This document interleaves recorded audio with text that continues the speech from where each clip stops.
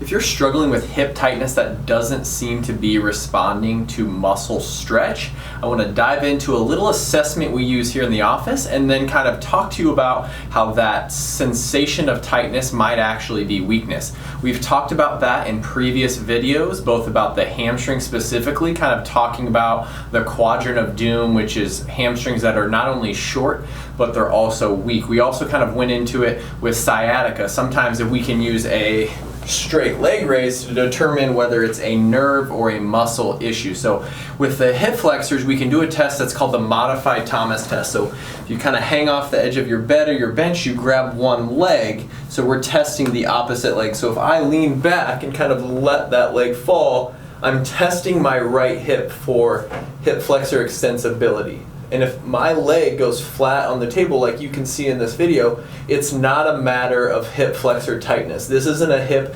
Stretching your hip is going to be fine. It's going to be something that will help you, but it's not necessarily fixing the problem. So in a hip like this, if I had that perception of tightness, this is a hip that's probably on the weaker side and will respond more to a loading program. So there's a number of different ways to load up a hip flexor. I'm going to show you a few of my favorites that we kind of use here in the office and often give to patients to kind of implement in their daily life. An easy place to start for loading the hip flexors is just in this half kneeling position. You're just going to kind of find a wall and we're going to go into this. So we want to focus on maintaining a long neutral spine. We're actually going to be an arm's length away. So by pushing your hands kind of in to the wall, you can kind of feel a little bit of activation in your shoulders and your core.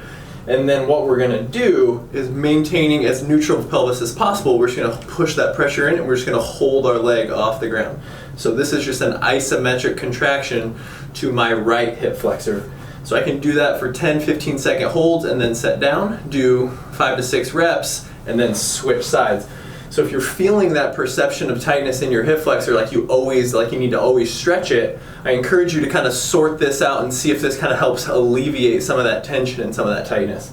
Doesn't require any equipment, just kind of push up against the wall, activate the core, maybe create a little bit of a brace, and then pull your leg up and kind of hold it off the ground isometrically, just kind of holding that for 10-15 seconds. And then set down. It doesn't take a lot, but it's good activation for those hip flexors.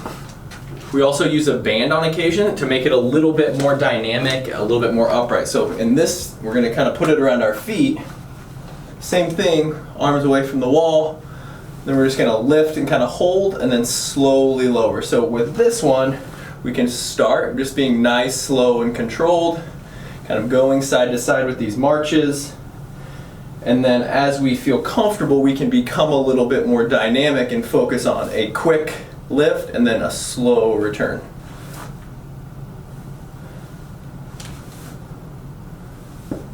The last one I like to do is actually part of the hip matrix that I often give to my runners. So you're going to place the band around your leg, stand upright, and then now we're doing the same thing, just kind of back and forth. We can just kind of do these tall marches and focus on kind of that contraction and then slowly lower. So this is part of the 4-way hip matrix that we use with runners.